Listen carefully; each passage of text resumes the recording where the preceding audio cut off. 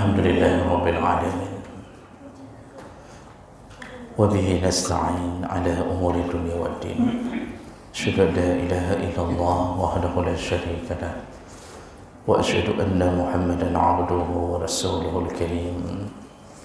Allahumma salli wa sallim ala nabiyyina wa sayyidina al-Mustafa Muhammadin wa ala alihi wa ashabihi ajma'in. Amma ba'd.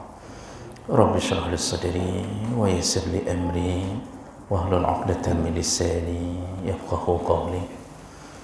Segala puji bagi Allah, kemudian salawat dan salam kepada Rasulullah, pada keluarga dan seluruh sahabat-sahabatnya. Bapak Ibu jamaah salat subuh yang Allah muliakan insya-Allah. Di minggu yang lalu kita sudah menyelesaikan tentang perkara-perkara yang membatalkan solat. Dan insya-Allah pada subuh hari ini kita akan membahas tentang ma taqta'u as-salah li ajlih. Perkara-perkara yang menyebabkan wajib dan bolehnya membatalkan salat.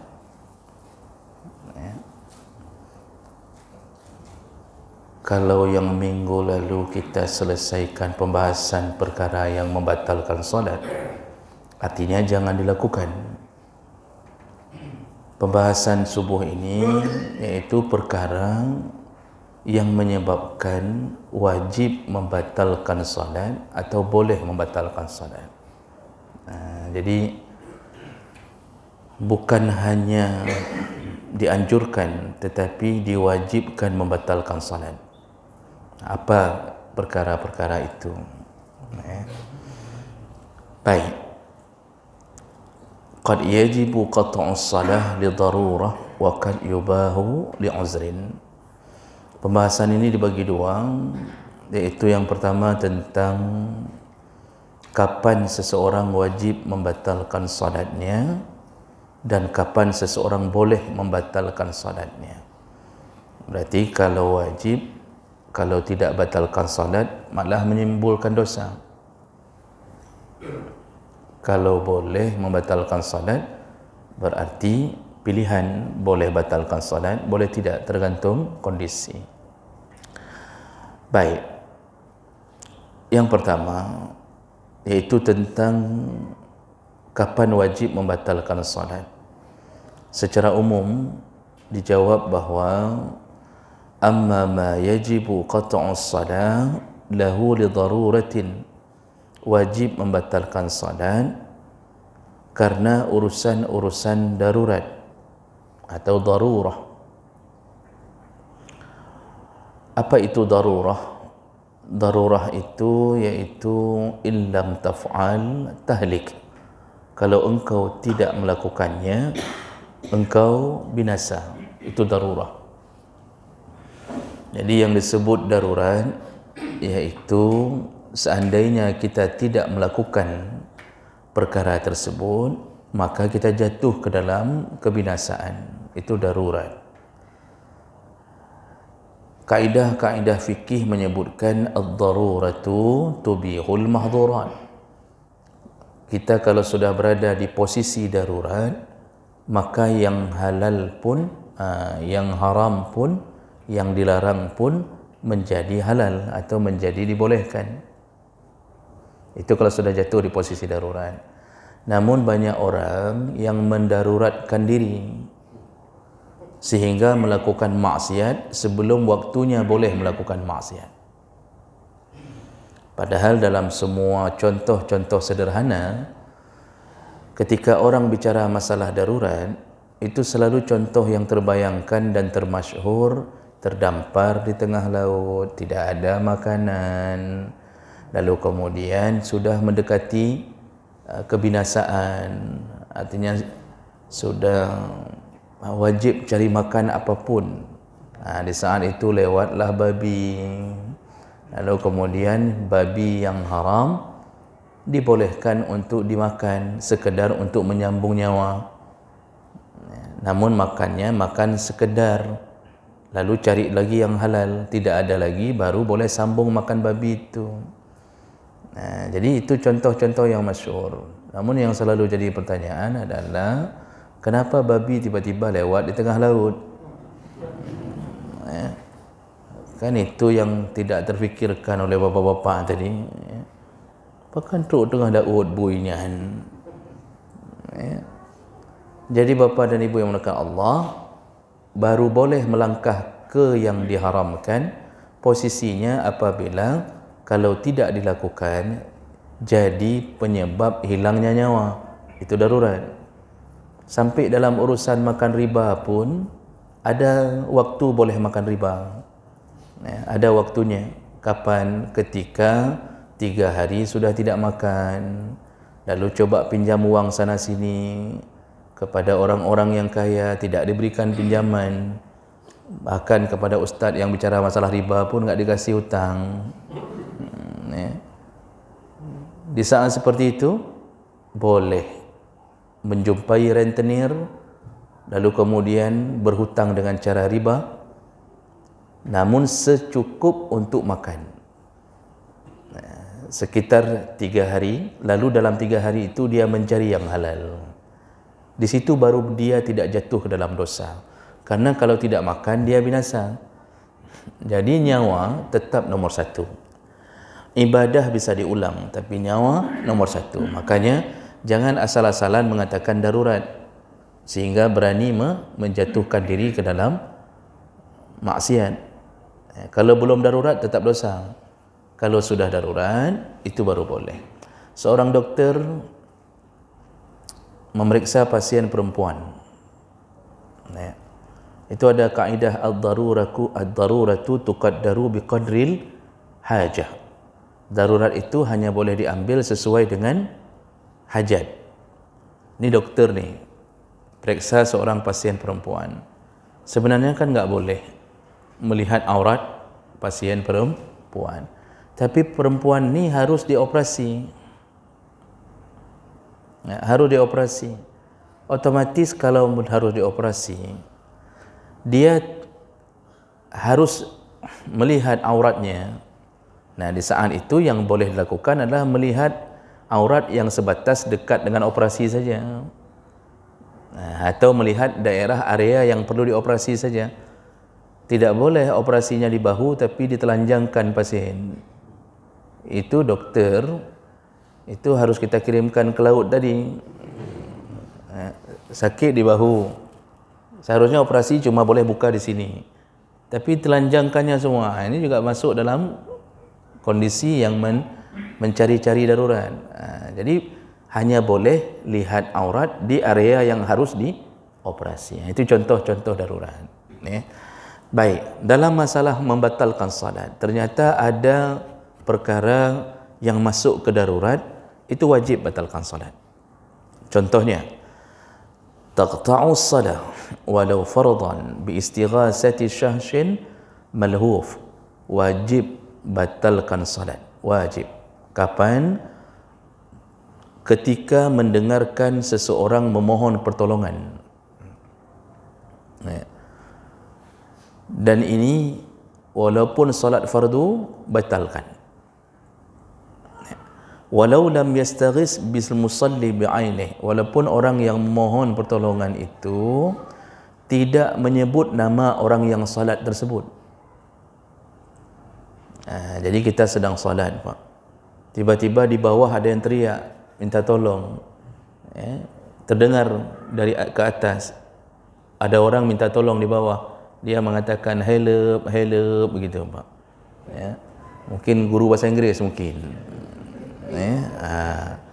Jadi yang mendengarkan orang minta tolong ini, kalau keyakinan dia mengatakan ni bahaya ni orang di bawah ni, maka tidak boleh meneruskan salat. Tengku imam pun batalkan salat. Kalau sudah ada orang yang minta tolong di bawah, yang kita yakin pertolongannya sepertinya ini dia minta tolong karena urusan dengan nyawa. Bisa jadi dia sedang dibegal di bawah. Ya. Atau kita sedang salat. Tiba-tiba seorang perempuan naik ke musalla sambil minta tolong. Wajahnya sudah berdarah. Ini sudah penuh dengan darah. Rupanya dia bertengkar sama suaminya. Suami sabu-sabu, mabuk. Fir'aun. Kahwin sama Fir'aun. Dia sudah dibacok sekali sama suaminya. Lari minta tolong, Pak. Kita sedang salat. Dia larinya ya ke menasah, memohon perlindungan karena dia tahu di sini ramai.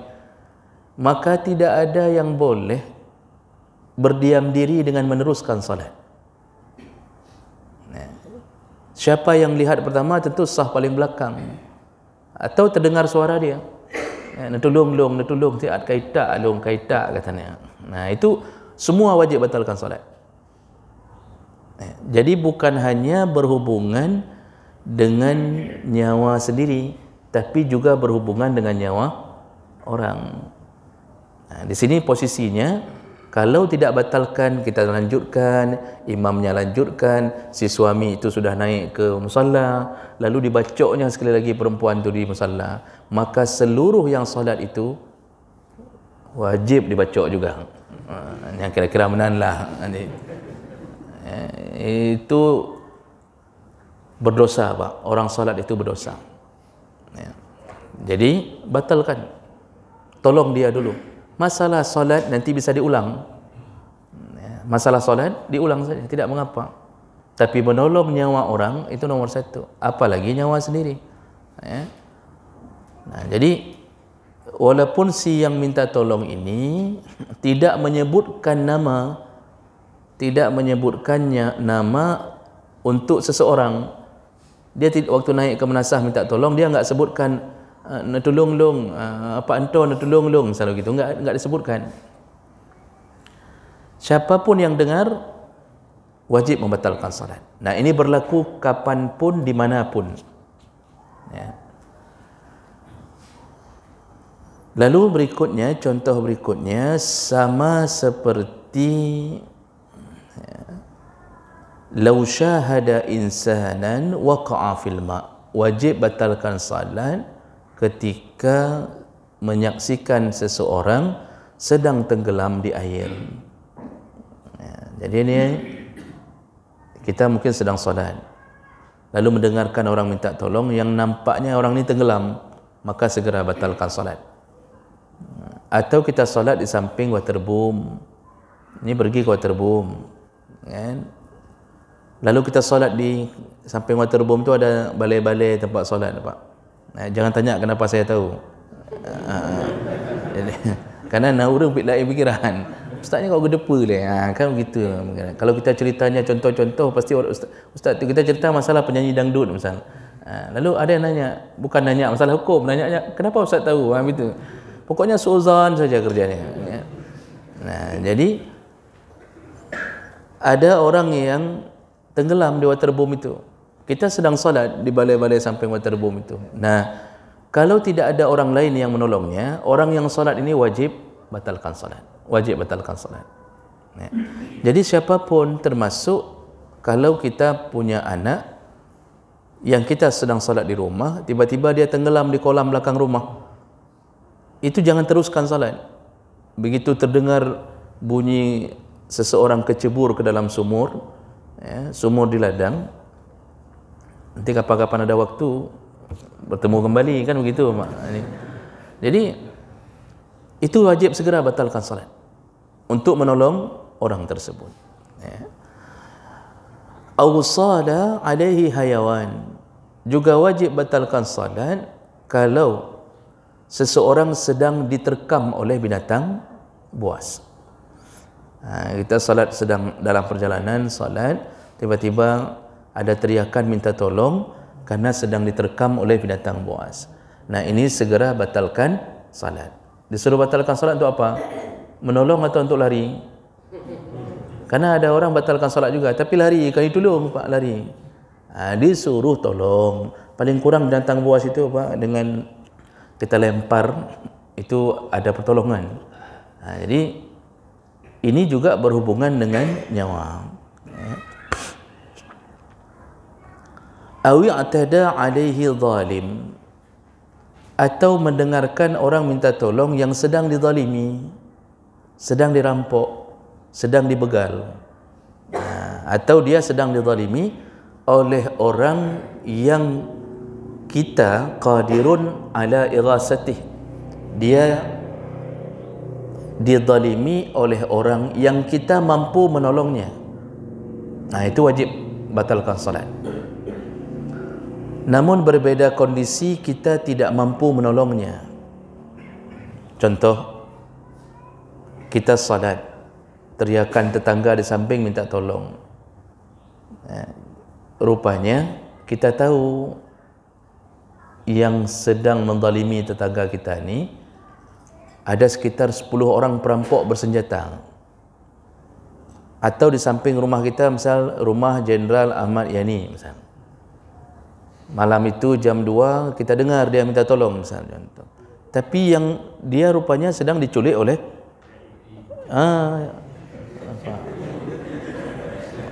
oleh PKI bersenjata. Kita ngintip, tidak bisa tolong. Berdosakah kita tidak bisa menolongnya? Tidak. Karena kita tahu kalau kita keluar kita dihambu. Maka di saat itu hanya memohon kepada Allah agar Allah menyelamatkannya. Jadi tergantung wahwa qadirun ala ighasatih. Orang yang menolong ini benar-benar mampu untuk menolong, wajib tolong. Salat batalkan segera. Begitu juga dengan orang tenggelam tadi misal. Kita bisa berenang, wajib batalkan salat. Tapi kalau kita tipenya tidak bisa berenang, waktu kita masuk untuk coba tolong, malah dia yang kemudian mencoba menolong kita. Ini menambah masalah. Tapi kita batalkan salat juga wajib, mencari pertolongan orang. Ini kita dengar ada orang minta tolong tenggelam, kita nggak bisa berenang. Maka mencari orang yang bisa berenang itu juga menyebabkan harus membatalkan salat. Jadi urusan seperti ini semuanya berhubungan dengan darurat. Jadi apapun yang darurat menyebabkan wajib batalkan salat. Kalau tidak batalkan berdosa. Jadi menyebabkan dosa apa? Karena telah melalaikan salah satu daripada kondisi darurat seorang hamba. Jadi kalau untuk orang lain saja wajib batalkan salat, apalagi darurat yang jatuh pada diri sendiri. Contoh, kita salat Pak, tiba-tiba gempa. Ini musalla sudah menggok-gok kanan kiri. Itu enggak usah tiru-tiru imam yang dulu di Lombok itu, yang di YouTube itu dia langsung salat sambil gini-gini Pak. Ini enggak perlu, ini salah fikih ni. Ini imam ni enggak baca kitab fikih ni. Ya. Salah itu. Itu kalau mati bunuh diri Pak. Ya. Kalau gempa, itu jangan fikir panjang, jangan merasa enggak enak dengan Allah, memang disuruh lari. Kalau perlu langsung imam komando, peluang. Jangan lagi Allahu Akbar, peluang. Kata imam duluan lari, imam lari dari samping. Ketika sujud, tinggal makmum tertinggal sujud semuanya, Pak. Ini imam tidak bertanggung jawab. Imam yang komando lari. Kalau sudah gempa besar. Kalau runtuh ini kita tidak lari dengan nekat menyambung salat, itu bukan mati syahid, Pak, itu mati bunuh diri itu. Karena Allah dalam semua kesempatan selalu mengatakan jangan jatuhkan dirimu dalam kebinasaan. Wala tulqu biaidikum ila tahlukah. Jangan jatuhkan dirimu ke dalam kebinasaan. Makanya jangan ragu-ragu, jangan merasa nanti begini, ada yang merasa waktu sudah gempa enggak ada lagi, nanti saling ngejek itu. Tipih tak iman lagu. Dia ngejek Pak sama orang yang enggak lari itu, dia ejeknya. Tipih tak. Tipis sekali iman. Kita saut tipih aja, hendak kabut sebuah hangkanya anbut ke. Jadi kalau urusan nyawa, takut runtuhnya bangunan, wajib batalkan salat. Nanti salat bisa ulang ketika sudah aman. Ulang saja, diumumkan lagi jamaah seluruhnya sudah boleh naik. Kita ulang salat. Enggak ada yang naik lagi. Semua sudah lari ke rumah masing-masing. Dia tinggal salat di rumah masing-masing. Silahkan. Dan di saat seperti itu kita tidak berdosa dengan Allah ketika kita berusaha menyelamatkan nyawa yang telah Allah titip. Makanya Kalau belajar usul fiqh, itu yang pertama diajarkan adalah maqasid asy-syariah. Tujuan syariat itu diturunkan untuk apa? Nah, di situ diajarkan ada qawaidul khamsah, ada 5 perkara yang menyebabkan syariat ini diturunkan, yaitu mulai dari menjaga nyawa, menjaga agama, menjaga harta, menjaga akal, dan menjaga sabotu kedua ulum, kehormatan. Dari 5 inilah bergerak semua hukum. Gara-gara disuruh menjaga kehormatan, maka haram untuk berzina. Disuruh jaga akal, maka haram mabuk, haram sabu-sabu, karena bisa menghilangkan akal. Dan seterusnya. Salah satunya adalah menjaga nyawa, hifdhun nafs, wajib jaga nyawa, enggak boleh menduakan nyawa. Jadi orang yang menduakan nyawanya malah jatuh ke dalam dosa. Maka semua perbuatan yang menghilangkan nyawa sendiri itu dosa, Pak. Dosa. Ya. Nah, ini perkara yang wajib membatalkan salat yang urusannya langsung berhubungan dengan nyawa orang. Ya. Lalu disambung lagi, juga termasuk wajib batalkan salat. Wa taqta'us salah aidan iza ghalaba 'ala dhannil musalli khaufun taraddi a'ma. Termasuklah juga wajib membatalkan salat apabila orang yang salat dia punya dhan itu perasaan 75%. Ya. Dalam fikih diajarkan level pertama itu waham tu 99% tidak percaya, tidak yakin. Lalu naik ke level syak. Syak itu ragu-ragu, 50%. Naik sedikit lagi ke lebih yakin, namanya dhan itu 25%, lebih kepada yakin. Naik ke atas sedikit lagi, masuk kepada al-yaqin, baru sampai ke yakin. Jadi kalau disebut dhan, 75% hati kita mengatakan taraddi a'ma. Jadi ada orang buta au saghir atau anak-anak yang menuju ke sumur. Ini kita sedang solat, Pak. Ibu-ibu sedang solat di rumah. Anak kita, si bayi yang baru bisa merangkak, itu menuju ke kolam atau menuju ke sumur. Kita sedang solat.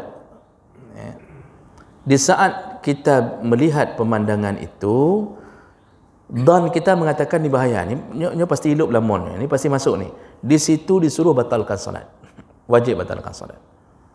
Atau melihat orang buta. Orang buta kan tidak tahu ke mana arah sumur, Pak. Kadang-kadang yang tadi sumur di ladang itu kan enggak ada cincin atasnya rata-rata.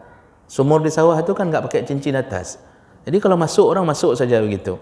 Nah, di saat seperti itu, kita sedang solat di sawah ni, di rangkang. Kita lihat ada orang buta mau menuju ke sumur itu. Dan dhan kita mengatakan, ini orang ini pasti masuk ni.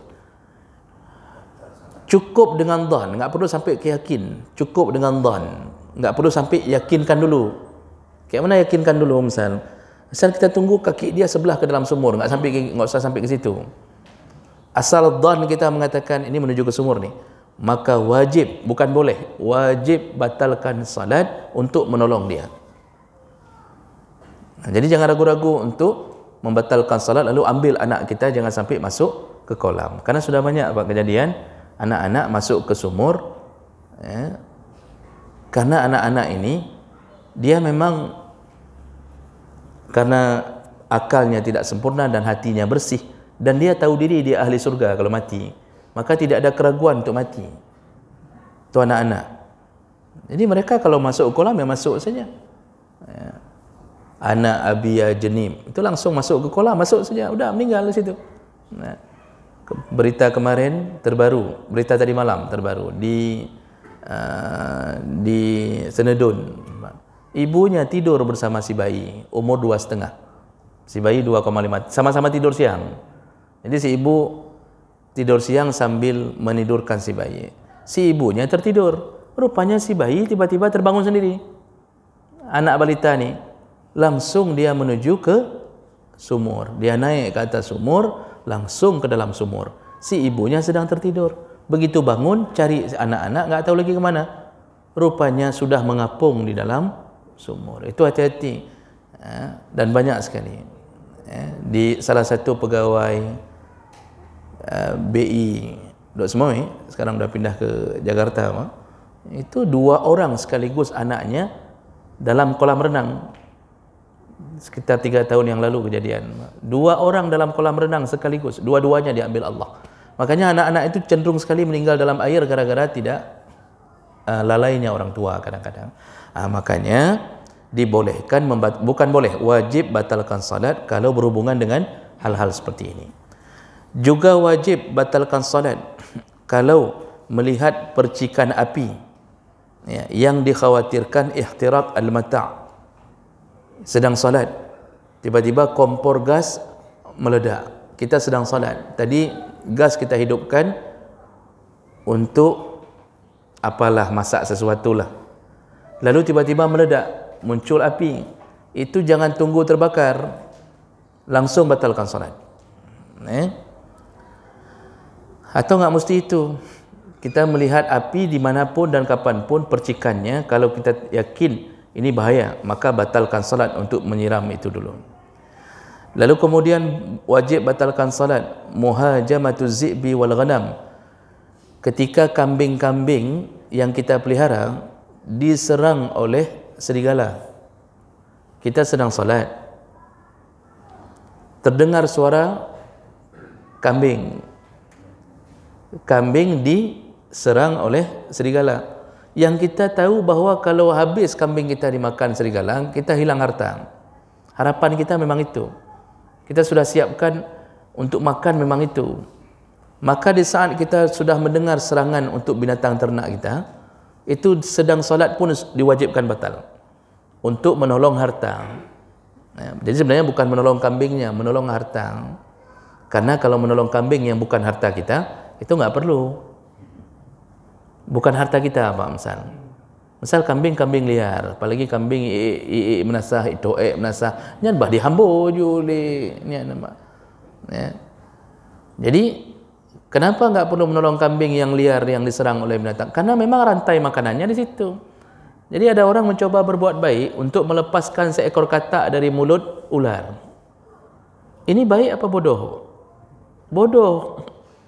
Karena memang Allah telah ciptakan katak menjadi rantai makanan ular.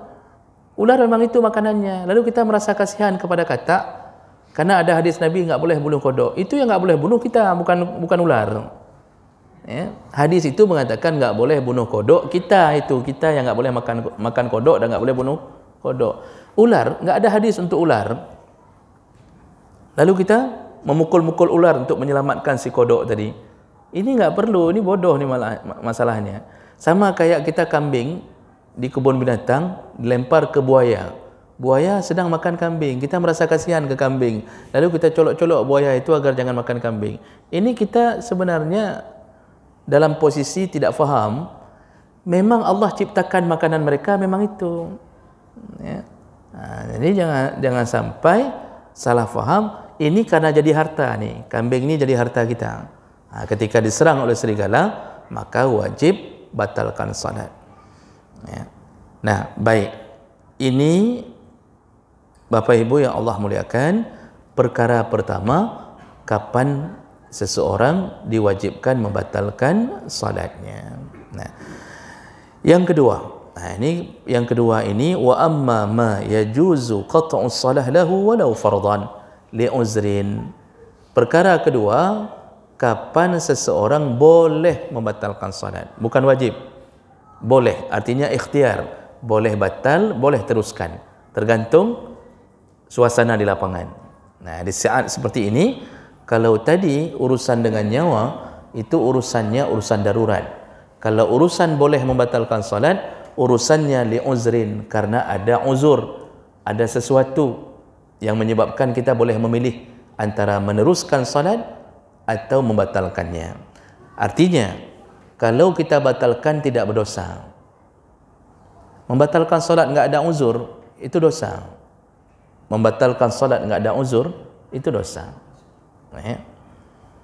Suka-suka kita sudah takbir, sudah masuk ke dalam solat, sudah masuk, lalu kita batalkan lagi tanpa uzur, itu dosa. Kecuali ada uzur, baru boleh batalkan solat. Contoh salah niat, mau salat duhur terniat salat asar, itu wajib batalkan, berarti di situ ada penyebab. Tapi yang modal batalkan salat terus-terusan berulang-ulang tanpa uzur, itu tidak dibolehkan, itu berdosa. Baik, apa saja perkara yang menyebabkan bolehnya membatalkan salat? Yang pertama, surkatul mata' walau kana al-masruq li ghairihi. Idza kana al-masruq yusawi dirhaman fa aktsar. Perkara pertama yang menyebabkan bolehnya batal salat adalah ketika dicurinya barang kita. Walaupun yang dicuri bukan milik kita, maka disuruh atau boleh membatalkan salat untuk menyelamatkan barang itu. Diberi syarat oleh para ulama selama barang yang dicuri berharga seharga 1 dirham. 1 dirham 1/4 dinar. Kalau 1 dinar sekitar 2,5 juta, berarti 1 dirham 2,5 juta bagi 4 berapa, Pak?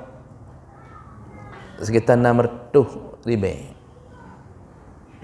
Jadi ukuran 1 dirham, barang yang dicuri ukuran 1 dirham, itu silahkan batalkan salat. Artinya mau dibilang apa? Ini kan dirham dulu nih, itu kan bisa berubah kurs. Yang mau dibilang selama kita yakin pencuri itu mengambil barang berharga, maka dibolehkan membatalkan salat. Walaupun yang dicuri bukan milik kita.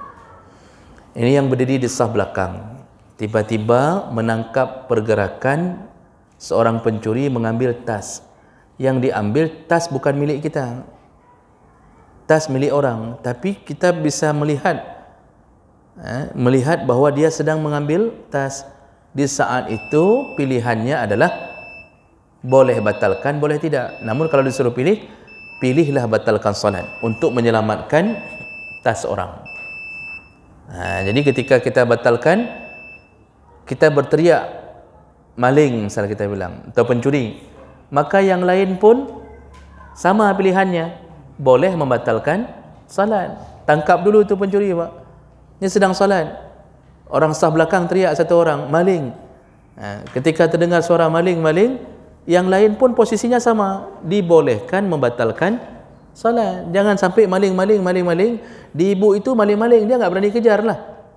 Kita yang salat langsung sambung salat. Apalagi kita pikir, kita lihat tas kita di depan masih aman. Alah, urusan dengan tahgobah mana ni kedih.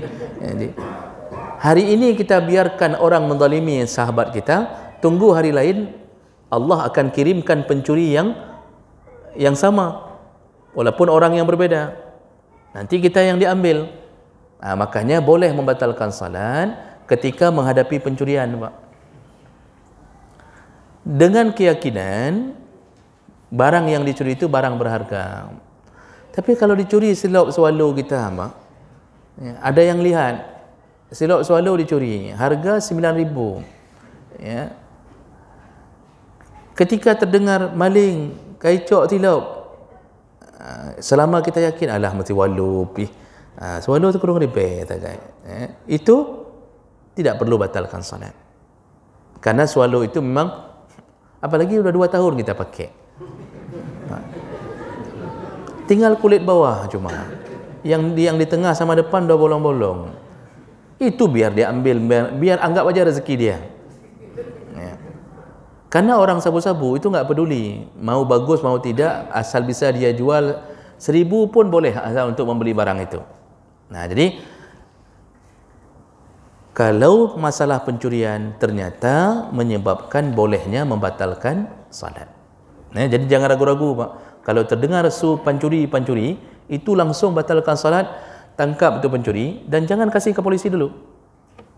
Hambo dulu baru kasih ke polisi. Karena saya punya teman-teman polisi juga mengatakan hal yang sama. Pak Ustaz, kalau ketemu polisi jangan kasih sama kami, katanya. Kalau kasih sama kami terikat dengan prosedur. kami nggak boleh pukul dulu, nggak boleh ini, hamba aja dulu terus. Gitu kata teman kami polisi, Pak. Ya, sering hadir pengajian juga tuh polisi-polisi itu. Ya, hambo aja dulu. Setelah dihambo baru kasih tahu kami. Nanti tinggal kami tambahi plus-plusnya di kantor. Kalau di depan masyarakat kami nggak boleh hambo. Begitu, Bapak. Jadi ini saya kasih tahu rahasia ini agar Bapak tidak ragu-ragu menghambo. Ya. Karena masalahnya hukum Islam nggak jalan. Kalau hukum Islam jalan, itu nggak perlu dihambo pun, insya-Allah aman. Begitu keluar dari penjara sudah nggak ada lagi tangannya, aman, Pak. Sekarang karena kita terbentur hukum, ya, yang hukum itu sebenarnya hukum cilet-cilet. Nah, hukum-hukum peninggalan Belanda. Pencuri keluar dari penjara, mencuri lagi karena merasa aman. Nggak ada hukuman yang bisa membuat efek jera. Makanya kita yang buat efek jera. Kalau Bapak tanya saya, bolehkah pukul pencuri? Boleh. Hambo aja, Pak. Yang jangan matikan. Setengah mati boleh. Yang jangan matikan. Karena tidak ada dalil boleh mematikan pencuri. Ya? Jadi ini boleh membatalkan salat ketika berhubungan dengan pencurian. Nah, berikutnya sedikit lagi, Pak. Perkara berikutnya yang boleh membatalkan salat adalah khauful mar'ah ala waladiha. Kalau perempuan khawatir terhadap anaknya. Apa maksudnya? Bukan khawatir terhadap anaknya menuju ke sumur tadi. Ini maksudnya si perempuan dah enggak nyaman lagi salat. Anaknya nangis seterusan. Ini selama solat tarawih, si anak itu sudah nangis dari rakaat pertama kita solat. Sedangkan imam bacaannya rencananya 1 juz satu malam itu. Anak kita udah nangis. Ya, mungkin minta susu kah atau apa, sehingga si ibu nggak bisa nyaman lagi solat. Nah, di situ dibolehkan membatalkan solat, walaupun solat fardu. Yang membuat dia nggak bisa khusyuk lagi. Lalu dia kasih susu dulu anaknya, nanti dia menjadi orang yang masbuk, dibolehkan. Ya, karena Rasulullah sangat memperhatikan urusan-urusan sosial seperti ini. Rasulullah pernah memendekkan salat hanya gara-gara mendengarkan tangisan bayi di belakang. Ya, sampai sahabat bertanya, kenapa engkau malam ini terlalu pendek ya Rasulullah salatmu? Kata Rasulullah, aku tidak ingin ibu itu gelisah terhadap anaknya. Dipendekkan salat oleh Rasulullah. Makanya imam itu benar-benar harus bijaksana. Kalau lagi jadi imam, bacaan panjang, mendengar bayi mulai nangis di belakang, pendekkan, ya, pendekkan salat. Jadi bukan pendekkan salat, enggak ambil lagi yang sunnah-sunnah, tapi bacaan-bacaan panjang dipendekkan. Ya. Au khaufu fauranil al-qidr, atau takut tumpahnya panci air yang sudah sedang dimasak itu sudah mendidih, Pak. Jadi tiba-tiba sudah terdengar suara kode mendidih, yang kita takut air itu meluber keluar, maka dibolehkan untuk membatalkan salat. Atau nggak mesti itu, ya. Kita taruh air dalam ember, ya. Lalu di keran misal contohnya, yang kita khawatir kalau kita sambung salat ini bisa menyebabkan mubazirnya air terlalu banyak karena harus 4 rakaat berikutnya, maka dibolehkan. Ini kalimat boleh ini bukan wajib, tergantung kita. Artinya enggak apa-apalah sambil ngepel lantai ajalah nanti. Misal itu berarti enggak usah batalkan salat. Kalau rencana ngepel lantai, biar aja terus 1 lantai tergenang air, enggak apa-apa, ya. Tergantung kita, Pak. Kemudian ihtiraq at-ta'am 'ala an-nar, dibolehkan membatalkan salat kalau takut gosongnya makanan. Tadi taruh ayam goreng, kita goreng ayam, habis itu salat. Karena banyak tu ibu-ibu, dia biarkan dulu di atas api, dia salat. Sebenarnya ini enggak boleh, karena mengganggu kekhusyuan dalam salat, memikir ke sana. Ini udah masak apa belum? Kah tu aku balik bunuh. Ini dalam salat dia berfikir, ini sudah lupa saya balik tadi. Ya. Nah, sebenarnya jangan lakukan itu. Salat jangan buat macam-macam yang mengganggu kekhusyuan. Namun kalau terjadi takut gosongnya makanan, dibolehkan membatalkan salat. Jangan sampai hangus ayam itu, dibolehkan membatalkan. Atau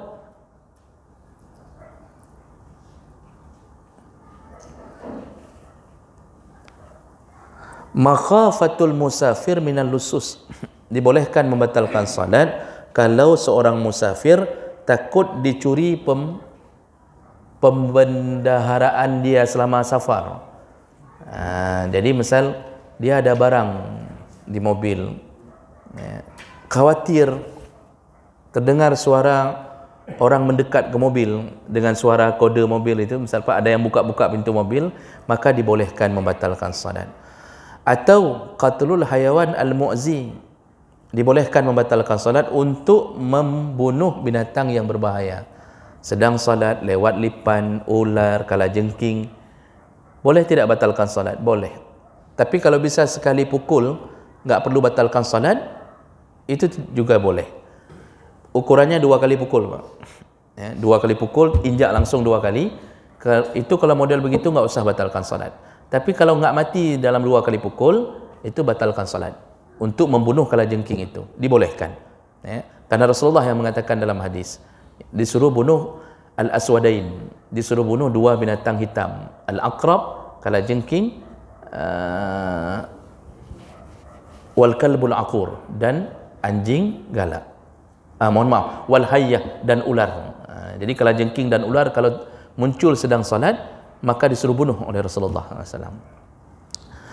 Lalu kemudian dibolehkan membatalkan salat raddud dabah idza syaridat, untuk mencari binatang kenderaan yang lari. Kita ada kuda, ini kalau masa lalu kuda, kita sedang salat, tiba-tiba kudanya lari, itu disuruh batalkan salat untuk mengejar kuda itu dulu. Jadi semua binatang ternak yang lari itu menyebabkan boleh batal salat.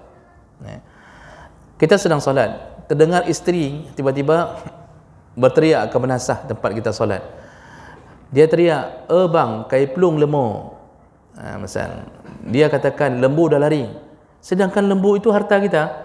Kalau dia lari, kita enggak kejar, Pak. Itu lari entah ke kampung-kampung orang, dari mana-mana nanti.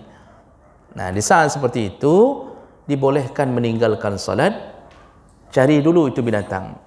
Walaupun nanti sampai keluar dari waktu salat, maka qada salat tadi. Ini termasuk penyebab yang menyebabkan boleh batal salat. Karena itu binatang berharga. Itu harta kita.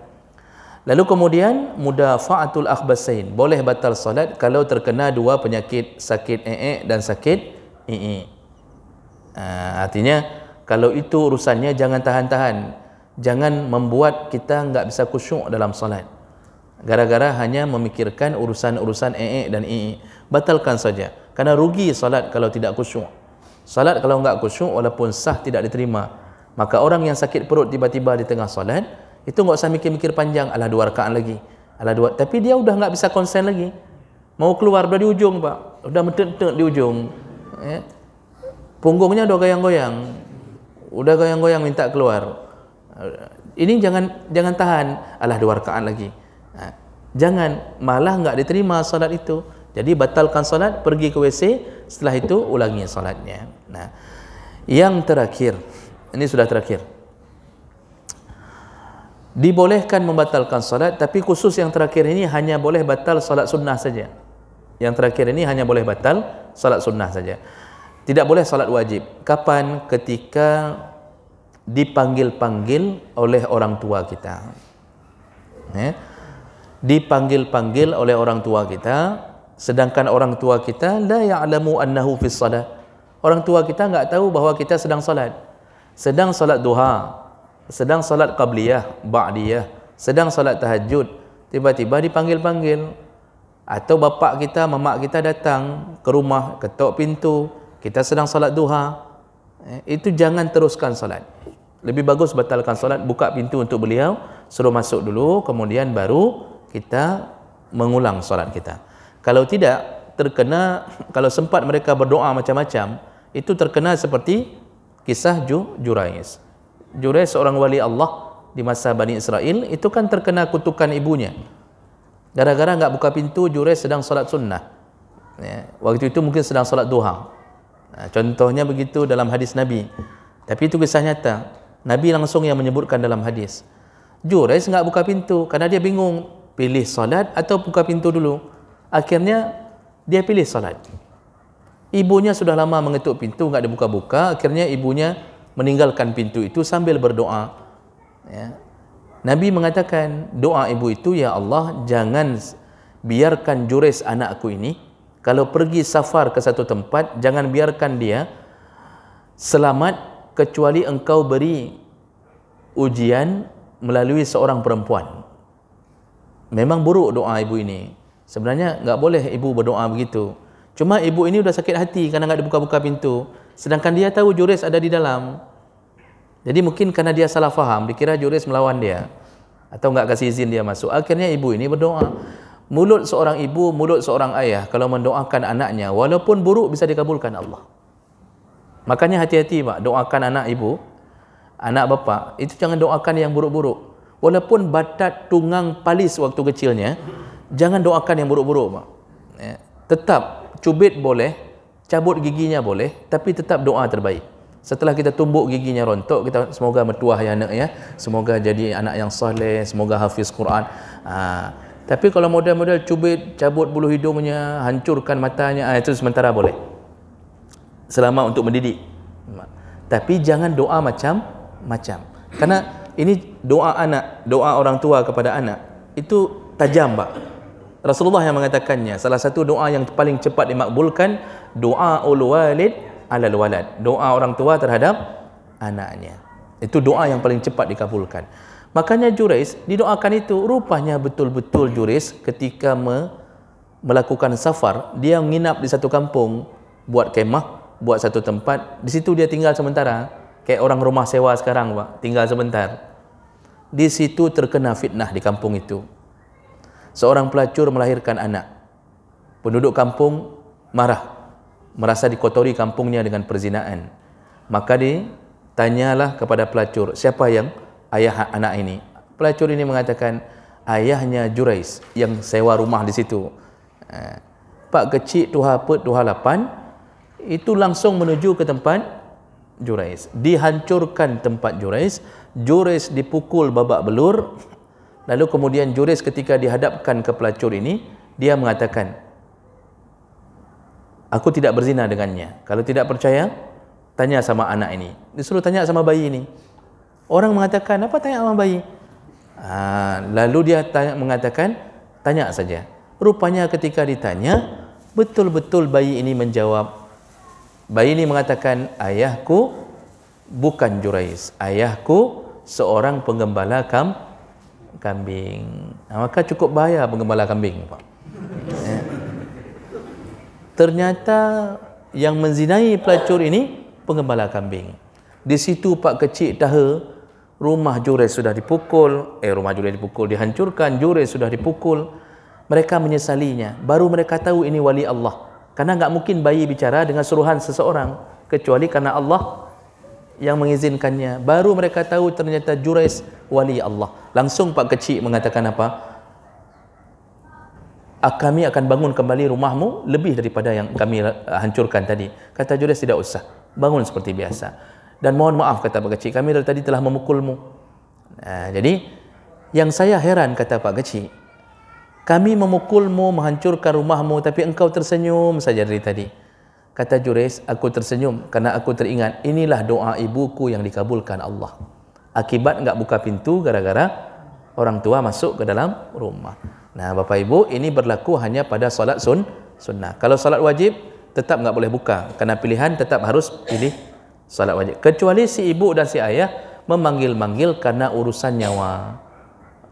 Jadi manggil-manggil karena urusan nyawa, minta tolong. Itu tadi kembali ke bab yang pertama tadi. Nah, begitu. Inilah perkara yang menyebabkan boleh membatalkan salat dan wajib membatalkan salat. Baik, ada waktu sekitar 5 menit. Ya. Ada pertanyaan? Pak Mur, silakan. Ya. Sebelum Bapak tunjuk, sudah saya tunjuk duluan. Ya. Kedua minggu.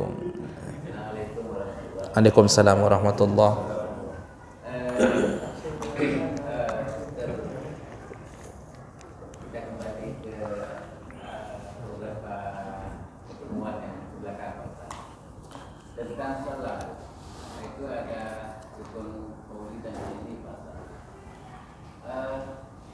Seseorang salat, tapi dia dalam keadaan galau.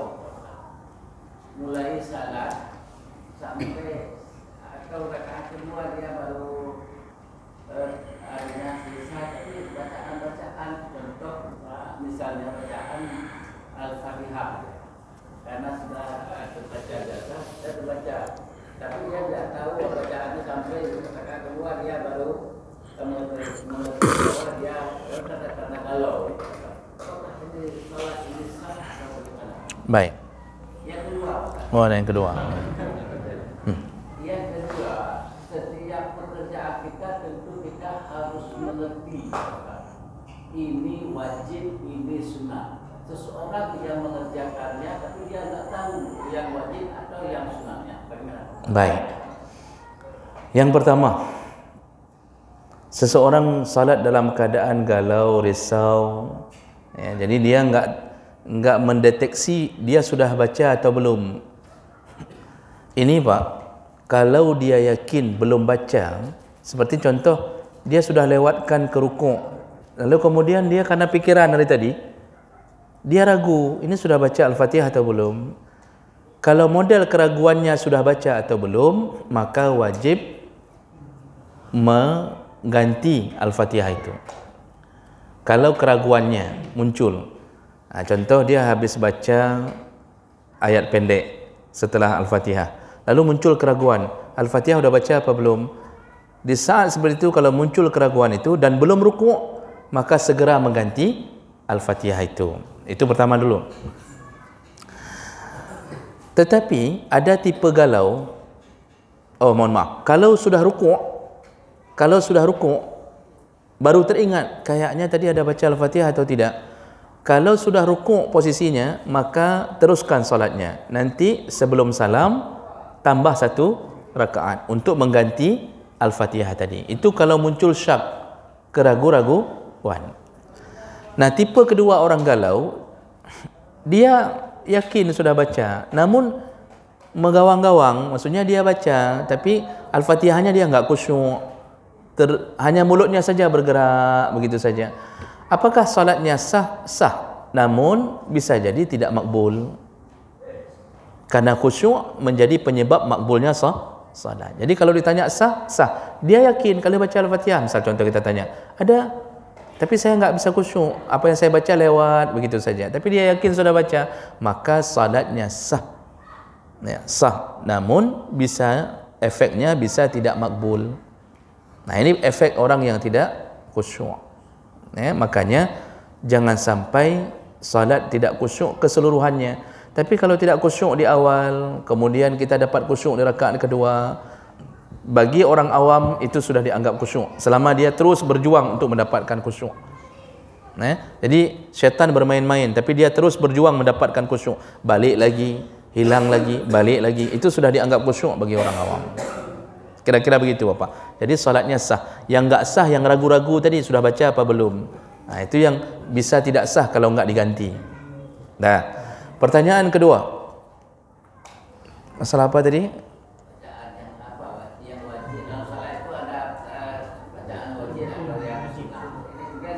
Oh, tidak mengerti. Ini kita solat tapi enggak tahu yang mana rukun, yang mana sunnah, yang mana yang hal-hal yang disuruh Nabi, mana yang ini Pak. Selama kita melakukannya benar, sesuai dengan petunjuk, namun kita enggak bisa mendeteksi mana yang rukun. Misal ditanya tasyahud awal rukun apa sunnah, dia enggak tahu. Banyak yang enggak tahu Pak. Yang sudah belajar dia kadang-kadang ragu, yang rukun duduk di antara 2 sujud atau duduk tasyahud awal. Itu banyak yang ragu. Ya. Sampai hari ini kita ada yang belum tahu. Misal ni duduk di antara 2 sujud rukun apa sunnah? Dia sang sunnah, Ustaz. Menyokong sunnah ke rukun? Ya itulah jawabannya. Enggak tahu dia mana sunnah, lipat tangan sunnah atau tidak. Allahu Akbar pertama itu tahrim, takbiratul ihram itu rukun atau bukan. Selama kita benar melakukannya. Jadi diajarkan sama guru-guru, misal diajarkan ini cara solat begini, tapi enggak diajarkan mana rukun, mana sunnah. Selama benar, maka sah salatnya. Namun bagi mereka yang tahu, bertambah pahalanya. Karena pahala seorang salat yang berilmu. Orang salat yang tidak berilmu, enggak tahu dia mana rukun, mana sunnah, tapi benar salatnya. Itulah gaya sahabat salat di awal-awal Islam. Yang penting ikut Nabi. Mereka enggak perlu tahu mana rukun, mana sunnah, enggak perlu tahu. Insya Allah salatnya tidak bermasalah. Namun orang yang alim salat, bertambah besar pahalanya dengan ilmunya. Makanya tuntut ilmu itu menjadi penyebab tingginya derajat di hadapan Allah Subhanahu wa taala. Ya, baik, kira-kira begitu Bapak. Jadi enggak ada masalah selama benar. Ada lain? Ibu-ibu ada? Tidak ada? Ya, boleh satu lagi terakhir mungkin. Bagaimana kalau seandainya kita katakan salat karena hal yang sepele, misalkan hujan, kita tahu di belakang rumah ada jemuran atau bunyi HP. Ya, hujan turun, kita sedang salat, di belakang rumah jemuran, baju kita tunggu sudah 2 hari untuk kering, tiba-tiba sedang salat asar hujan. Apakah termasuk perkara yang boleh membatalkan salat? Tidak termasuk Pak, karena itu tidak dianggap uzur. Karena basahnya baju cukup hanya menunggu besok lagi. Oh, basah besok, nunggu setahun kemudian. Dia tidak menyebabkan kehilangan harta gara-gara hujan itu. Dari tadi yang dibicarakan, kalau urusan wajib batalkan salat nyawa, urusan boleh batalkan salat kehilangan. Ya, ayam goreng, kalau kita biarkan, ini kita biarkan, hilang tu ayam, nggak bisa dipakai lagi. Kalau baju hujan, ya paling cuma basah. Makanya sebelum salat angkat baju dulu. Nah, contohnya. Ya. Sudah. Jadi bukan perkara yang boleh membatalkan salat. Kalau hujan tiba-tiba, ya sudahlah, apa boleh buatlah. Nah, biar begitulah, basah lagi lah. Nanti pakai saja basah-basah kalau memang sangat ini kan. Apalagi ada solusi lain. Ya, tinggal bawa ke laundry yang basah-basah itu di swing apa, kemudian diembus-embus sama tukang laundry, udah kering, selesai urusannya. Nah, kemudian tadi ada contoh kedua apa tadi? HP. Nah, kalau HP Pak, ini kasusnya berbeda. Kalau HP berbunyi yang sifatnya ringtone-nya bisa mengganggu seluruh jamaah, ya, itu wajib batalkan salat. Nah, karena urusannya bukan mengganggu nyawa, tapi mengganggu kekhusyuan orang banyak. Kita pakai ringtone lagu Ayu Ting Ting. Nah, begitu bunyi langsung lagu Ayu Ting Ting keluar. Jamaah salat subuh, kapalo hidup tu terusan. HP di bawah pula. Kalau HP di kantong boleh langsung tekan sekali dari samping, ketik sekali, itu langsung mati. Tapi HP di bawah, orang sudah terganggu, orang sudah siap-siap mau caci maki setelah solat, sudah siap-siap tu. Maka di saat seperti itu wajib batalkan solat. Karena kenapa? Mengganggu orang solat. Nah, itu dibolehkan, bukan boleh, malah wajib batalkan solat. Itu bisa dosa kalau enggak batalkan solat. Pernah terjadi Pak di satu masjid, saya sedang solat subuh di situ, masjid di kota, bunyi HP, radio. Entah ke mana caranya bunyi radio, kan enggak putus-putus Pak. Subuh, salat subuh, masjid besar ni di kota, bunyi radio ni yang punya ni, ya, sepanjang salat dari satu rakaat sampai rakaat kedua, radio itu bunyi satu masjid terdengar. Masya Allah, orang begitu selesai salat langsung HP setan, puki mak kau lah, macam-macam. Ini terdengar begini Pak, terdengar saya marah satu masjid Pak, macam-macam keluar. Kita enggak nyangka keluar kalimat itu dari jamaah masjid kerana sakit hati dah. Satu masjid caci maki. Orang yang punya HP ni tidak solat di masjid itu sekitar 1 bulan. Betul saya bilang.